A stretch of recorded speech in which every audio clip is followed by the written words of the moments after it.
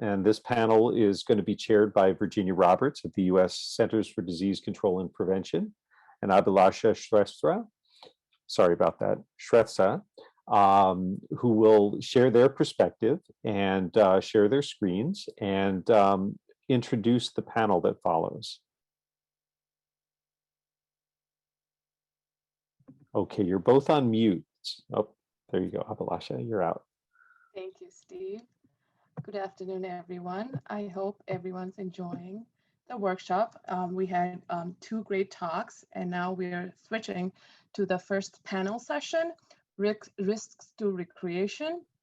And we have our panelists. I will go according to how their talks were set up in the website. So first we have from University of Miami, Helena Solo Gabriel, and her presentation was on integrating children's exposure in risk assessment. Our second presentation on outbreaks associated with untreated recreational waters in the United States from 2009 to 2017 was from Michelle Havasa, but today Mia Mattioli from CDC, who is also co-author on the report, will be filling in for Michelle because she is unable to be here. Our third presentation was by Virginia Roberts from the CDC as well on the One Health harmful algal bloom systems. Our fourth presenter, Susan Peters from Michigan Department of Health and Human Services, and she had a really interesting presentation on the canine mortalities in Michigan due to water exposure. And last but not the least, we have Sarah Lemon from US EPA, who presented on the National Aquatic Resource Surveys, finding on the algal toxin and pathogens across the country. Virginia?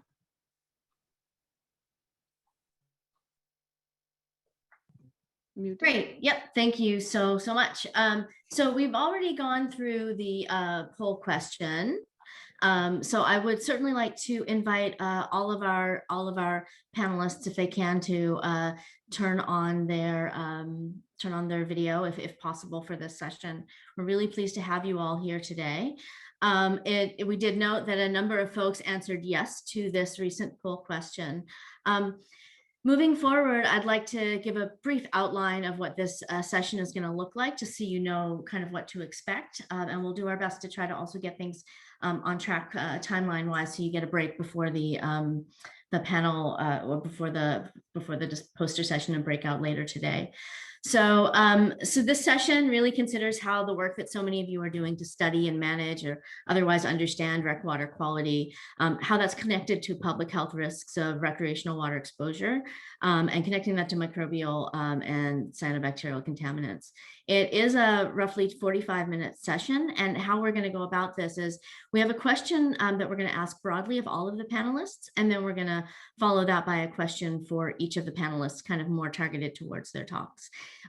As Steve mentioned at the beginning, you know, if we can get to some additional questions from the Q&A or ones that we received earlier, we will certainly try to include them in today's discussion. So just a note about the Q&A, which Steve covered earlier. Please note, you know, that as you put your questions in, it's helpful if you indicate which person you're directing that to within our panel. And it's possible to click the little thumbs up sign to upvote questions that you're most interested in getting answered. So those are those key points. Just moving on, the general question we have about maybe 15 minutes held up for us to have a discussion among the group. And our question would be, what do you see as the most urgent or critical scientific gaps that need to be filled to address public health risks associated with recreational water exposure? And I know we have panelists with a broad range of expertise and experience, and so we're looking forward to that. All right, so just moving ahead, I'm going to ask Helena if she can jump in and share her thoughts with us.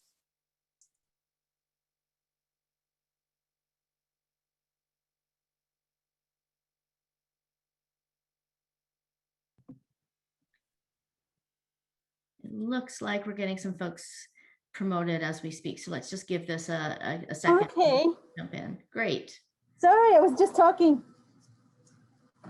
Can you hear me? Yes.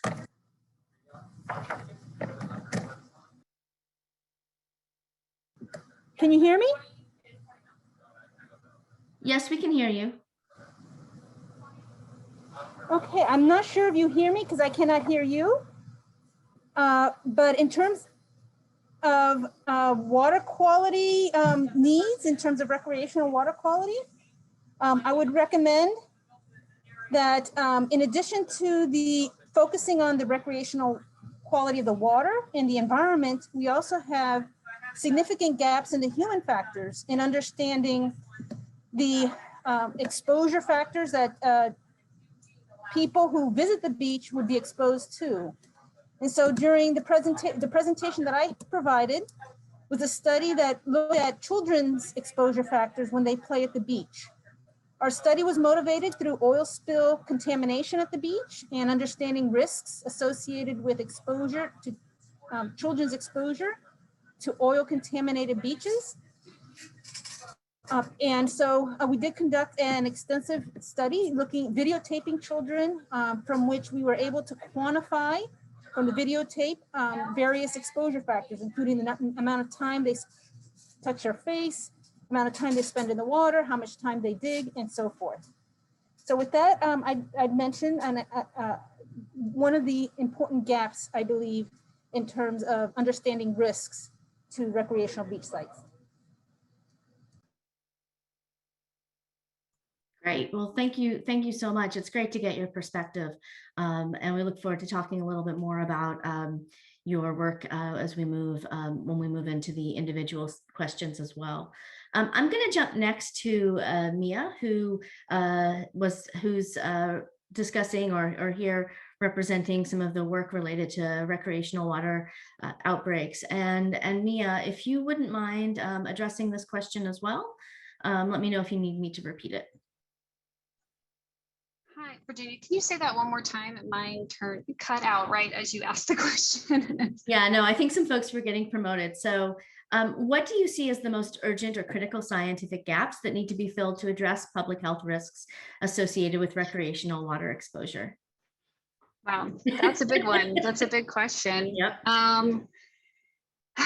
Yeah, I think for our rec water exposure, from our outbreak perspective, I think it's really a site-specific question, and trying to understand, what combination of factors that need to be included. I think we've seen a lot of outbreaks occur in untreated rec waters where after the fact, we've realized that likely the standard fecal indicator bacteria, either because of the pathogen, say, for example, O157H7 E. coli, or the types of sources didn't lend to the traditional fecal indicators being the right monitoring approach in that area, and instead of, more holistic approach. And so I think trying to think through how to do that without it just being site by site, which is really hard.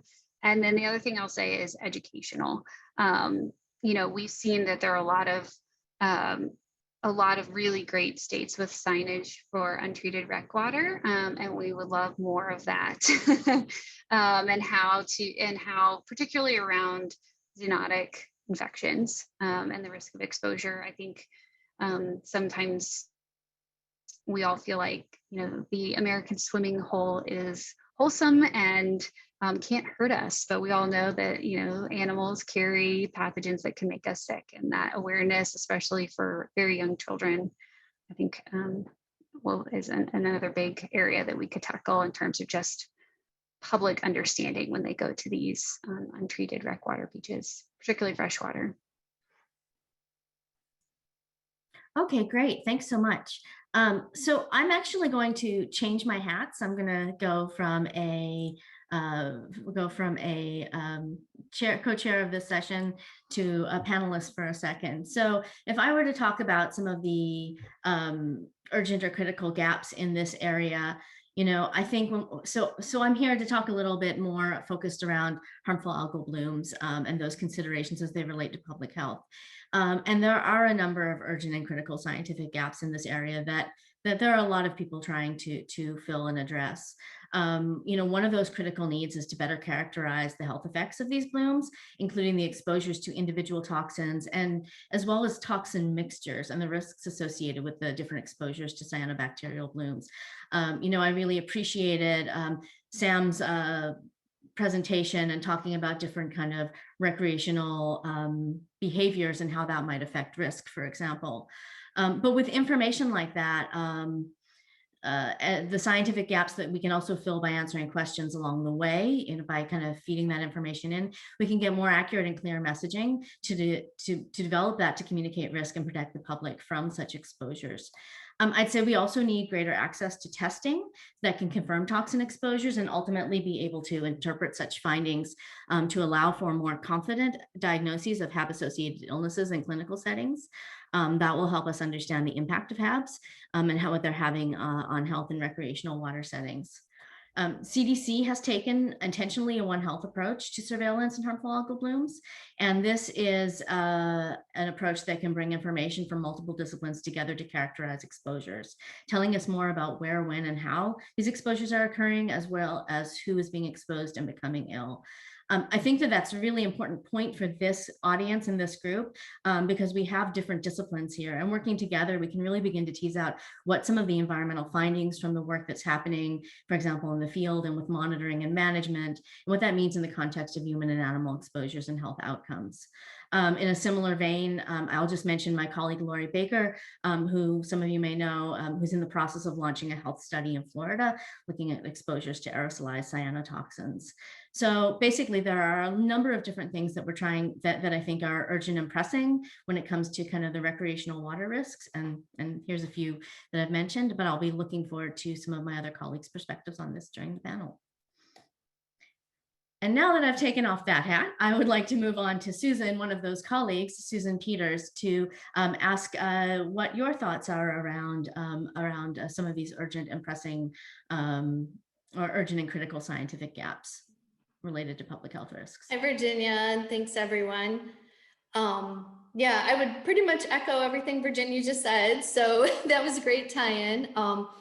But from a state perspective in dealing with harmful algal bloom responses and thinking about risks to public recreation and to animal health, some of the other thoughts that came to my mind were, I think Mia touched on this too, just public awareness. And I think we're all moving in the same direction on that. We're, trying to increase awareness through a variety of avenues.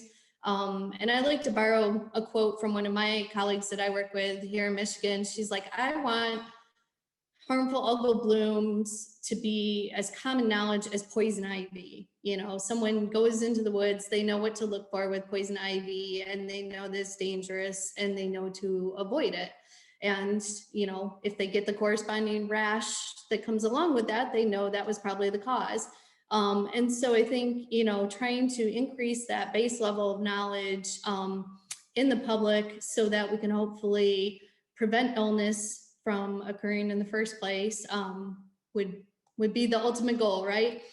Along the way, some other thoughts I had were continuing to support funding and staffing to respond to harmful algal blooms, both at a state, local, national level. I think just in the research and looking at other state programs that I've seen, it's really interesting the difference between states. Some states have very few lakes and can do a lot of intensive monitoring. And then other lakes, such as Michigan, we have thousands of lakes. And so there's no way to monitor each one for harmful algal blooms. And we're more reliant on public reports and then responding to those. And so those, can be very time intensive and sometimes hard to predict how much time and resources we might need in a particular season or even, during a particular week. So that was one thing. And then the final thing I just thought I'd mention is that from, again, a state health department perspective and thinking about evaluating health risks, we really find those EPA recommendation documents, just beyond helpful as far as thinking about, what are the levels of toxins that we should consider for human and animal risk related to HABs. And it really gives us that starting point to go from.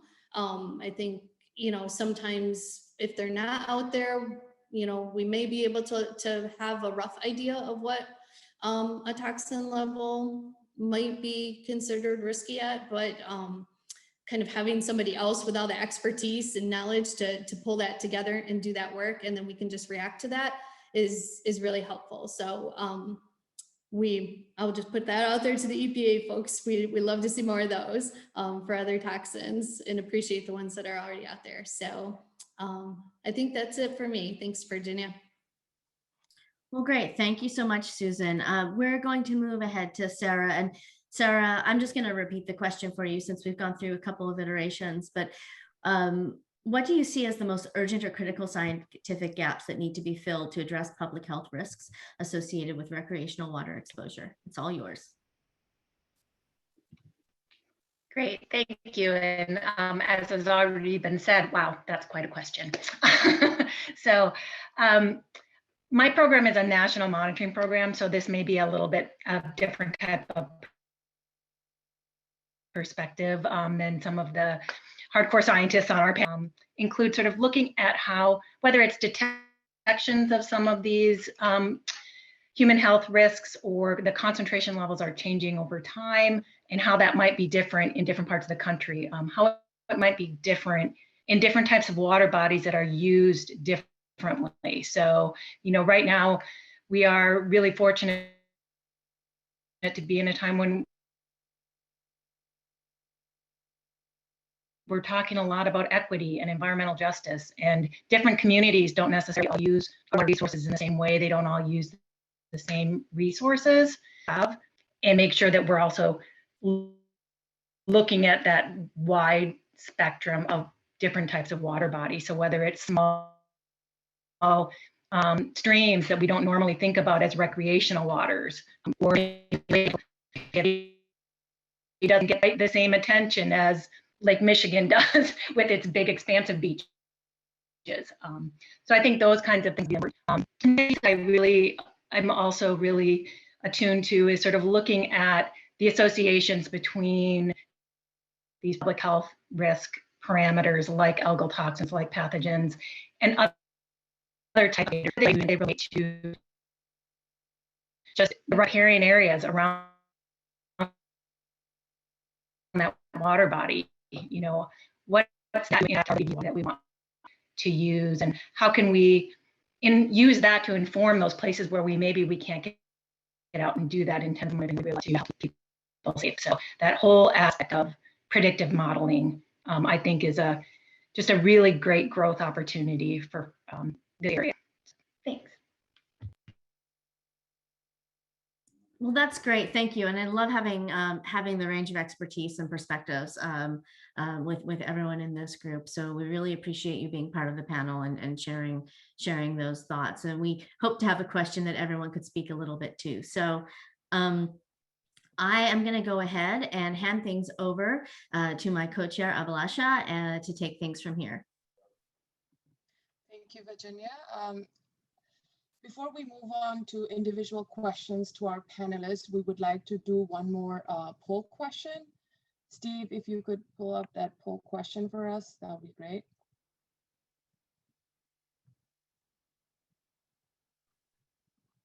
Okay, I think that Sue may have that poll question ready.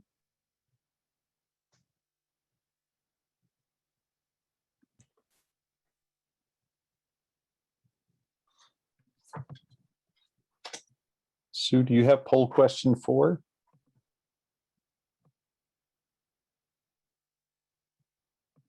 I know they're doing a little bit of work up. Here it comes. All right. I don't think that's the right poll question, Steve. Whoops. Thank you. All right. Let's see. I know we're having some challenges with the poster session right now, so I think that's got Callie and Sue pretty busy. Okay. So the question that Virginia is posting and Abhilasha is, how concerned are you about cyanobacterial blooms impacting water quality or beach use in the recreational waters that you manage? And so let's see if that one, if we can get that question to come up. Okay. There seems to be a technical issue in the polling side of things. So I think we can move on. Yeah, that sounds fine. Yeah. All right. Sorry about that. No, that's okay. Just to be on time because we're already a little behind. Sure. So let's just move on to questions for the individual panelists. Again, I'll just go by the order how they were introduced. So the first question is for Helena. So the question for you is, how would you like to see your research being applied? Like, what steps would you recommend taking to translate this research into broader risk assessments of children's exposure at beaches? Thank you for the question. It would be wonderful to see research that my group conducts and others conduct in risk assessments. It would be great to develop exposure factors specifically for children and their beach activities, given the unique way in which they interact with the beach in the intertidal zone, digging in the sand, and taking into account those factors that are may expose children to a greater extent at the beach. So it would be wonderful if we could integrate the use of exposure factors, similar to what is done, let's say, to assess residential exposure to dust, which is evaluated extensively by the EPA. They have exposure factors handbook for that. It would be great to also see more beach-related exposure factors in a standardized handbook that is used extensively, has a lot of extensive information on residential applications. It does have a little bit on beaches, but not a lot. It would be great to expand that. Thank you, Helena. Thank you. So the next question I have is for Mia, and I'm going to frame it in one way, but I think a lot of people had that question kind of in a similar manner about the Minnesota outbreak investigation. The environmental investigation did not show an exceedance of the rec water quality criteria or even an evidence of point source of fecal contamination. Yet there were like 69 people who became ill. So what is your interpretation of such environmental health finding in the context of an outbreak investigation? Yeah, this is a great question. And so CDC wasn't directly involved actually with the Minnesota outbreak investigation, so we can't speak to the specific details of it, but I will say that this is really common, and it's actually something I discuss a lot in a presentation that we give on one of our environmental investigations that CDC led on Thursday as part of this conference or workshop. But really, it's very, as many of you all know, it's very difficult to detect the pathogen following an outbreak for so many different reasons. And oftentimes just the temporal distance between cases were exposed and when you get out there to sample and you get out there to investigate, there could be multiple sources of exposure. There's dilution and die-off. So it's often very difficult to recreate or evaluate the scenario in which those cases were exposed, even at such a large event. And so it's especially difficult to go back and think through now with the information that was gathered then. Hindsight can be 20/20, but I think that this is what speaks to why we really need a multidisciplinary approach to all of these investigations. And you really need to bring in those environmental microbiologists and engineers, as well as the epidemiologists and environmental health practitioners, to think through what are the potential sources now, but what could they have been? And what are some other tools like microbial source tracking, or sanitary surveys, or historical knowledge about the area help to provide the context of such a large outbreak like that. I think it's even impressive that they were able to collect case information from that many people, because just having epidemiological information from untreated rec water outbreaks can often be really difficult to collect, just because oftentimes people come from all around to the beach. So I don't have a great explanation for why we never found the source, but I think it points to, when we do, it can really make those prevention efforts so powerful. So having that multidisciplinary approach is something that we particularly highlighted in that MMWR that Michelle presented. Thank you, Mia. That's great. Yes, I think we all agree that a multidisciplinary approach is the way to go. So my next question is for Virginia, my co-chair. So the question we have for you is, how might advances in the harmful algal bloom detection and monitoring inform or contribute to public health surveillance and reporting in the OHAB system? So I'm going to hop back on that let's work together train, because I think it's going good places. So and after this past year, it'll be exciting to do some traveling, right? So I think that advances in this area are really important and really exciting as well, to think about how as things evolve and develop when it comes to detection and monitoring, how that can feed into surveillance. So one of the things that I think about is something like the Cyanobacterial Assessment Network, or CYAN, which I know that others here can speak to in much more detail and in kind of much more eloquent ways.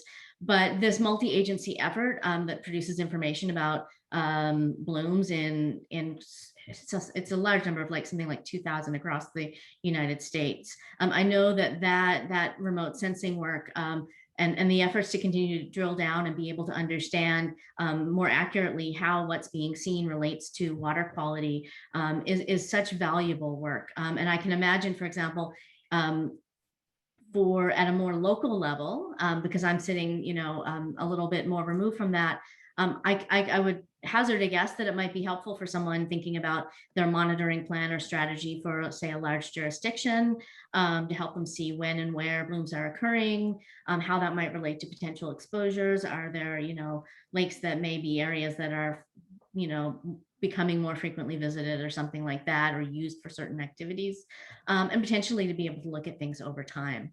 Another thing that I think comes to mind when I think about this topic is also citizen science.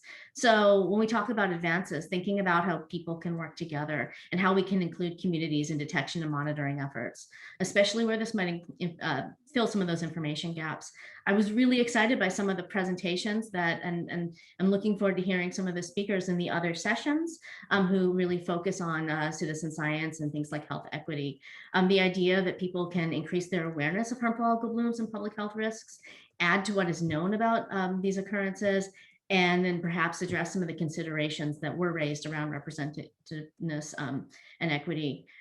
Ultimately, as a point, I think Susan made this point around prevention and really all the work that we're doing around surveillance. Surveillance is a process, kind of like an adaptive management process, where you kind of take information and interpret it, work at it, improve, and apply it to understand and prevent illnesses. So when we have better access to data about these blooms, the easier it will hopefully become for public health agencies to link illnesses to exposures at these locations and potentially report that information to surveillance systems such as OHABs. So having that kind of information can help us think about, who do messages need to be targeted to for public outreach, maybe what think through collaboratively, how water bodies might get prioritized for environmental mitigation. So in that One Health context, and really kind of think about holistically towards that idea of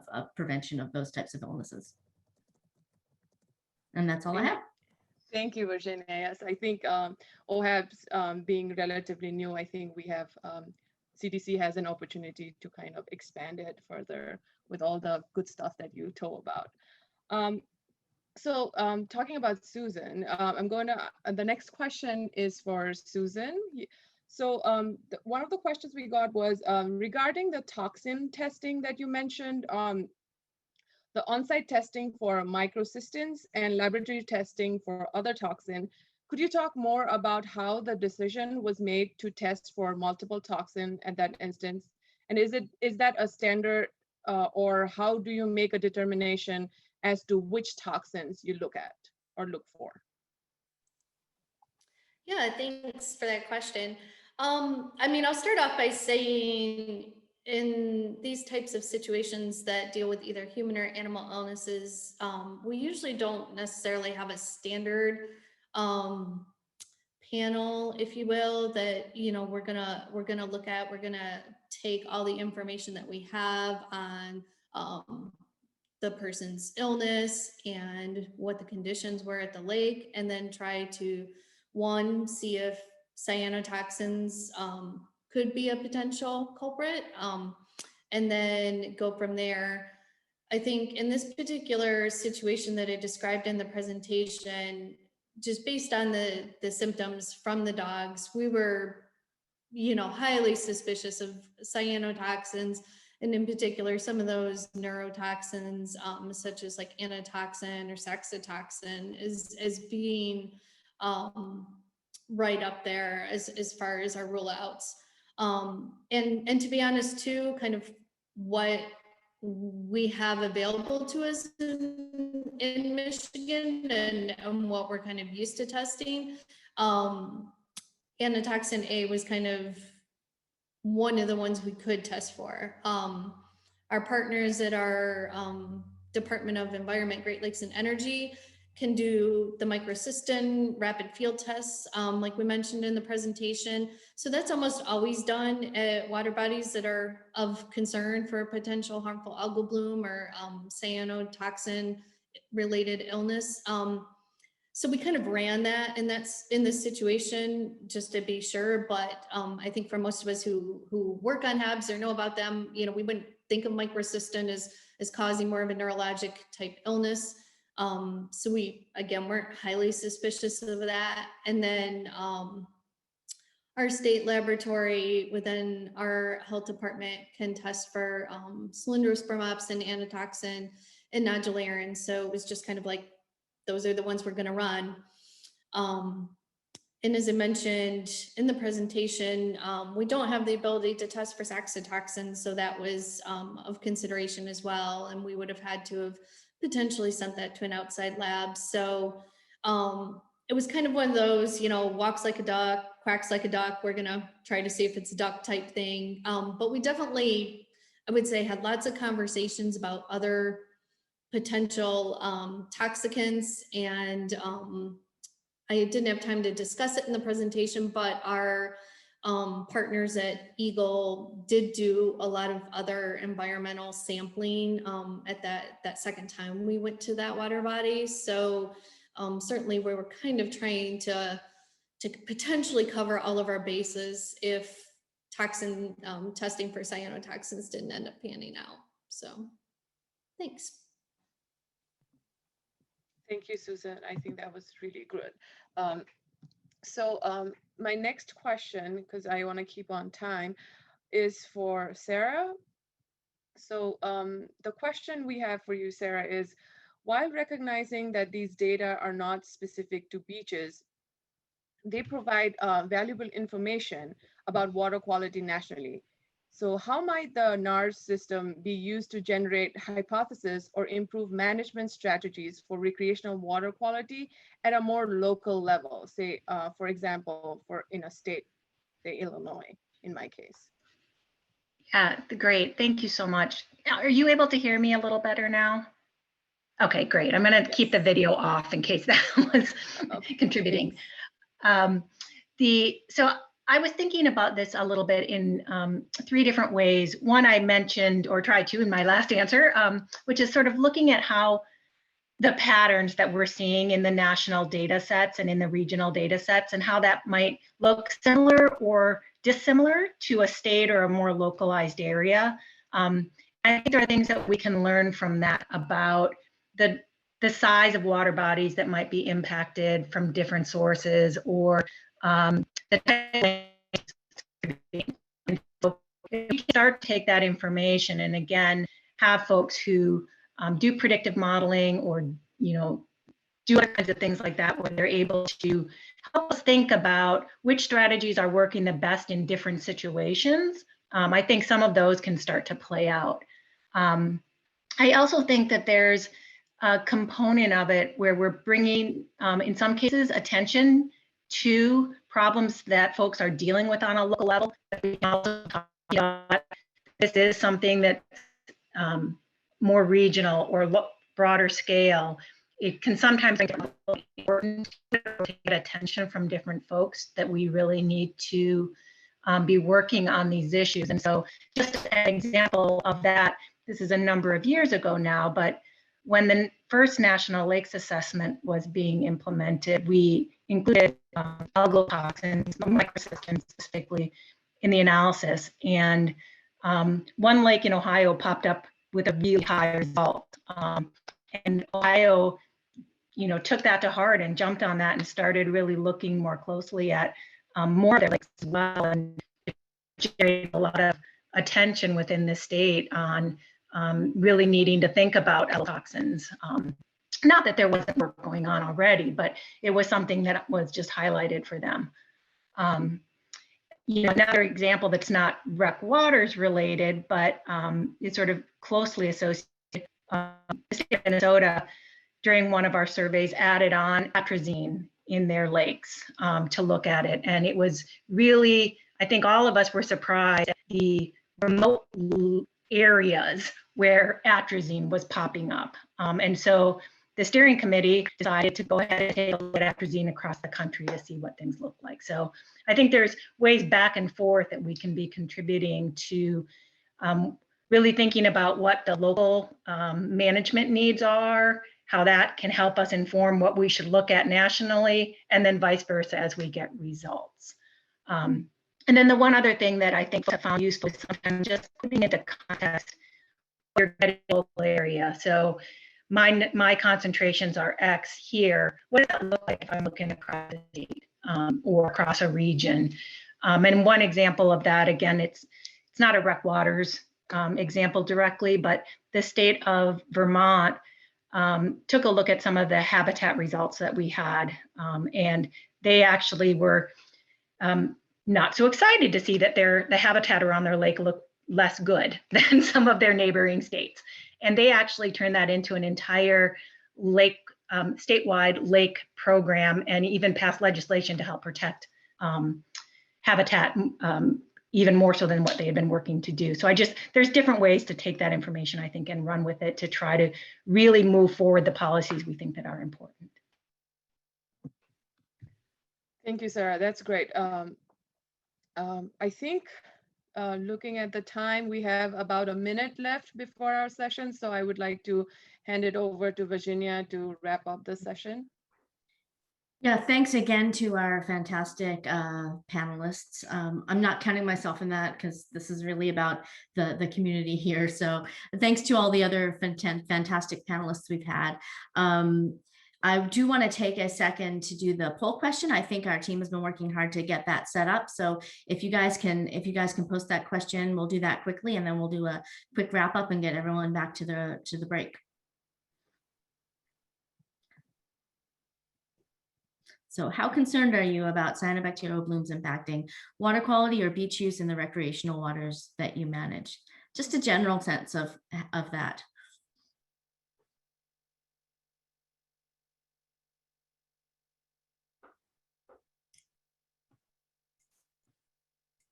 I'm answering the question.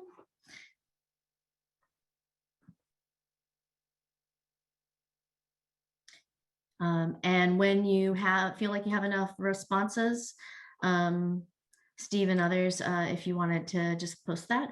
Great. So that's great to see. What we see is that there are some folks for whom it's not concerned, they're not concerned, it's not applicable, but are kind of, if you put together, are somewhat concerned and very concerned. That's a large proportion of attendees who've responded to this. So thank you for doing that. We just wanted to kind of get a pulse check on that. So in wrapping up, again, thank you to all of our panelists. I want to thank Abhilasha for being a fantastic co-chair, and to EPA and CTIC for bringing us all together today. I think we had a really great discussion about some of the pressing and urgent needs related to public health, risks to recreation.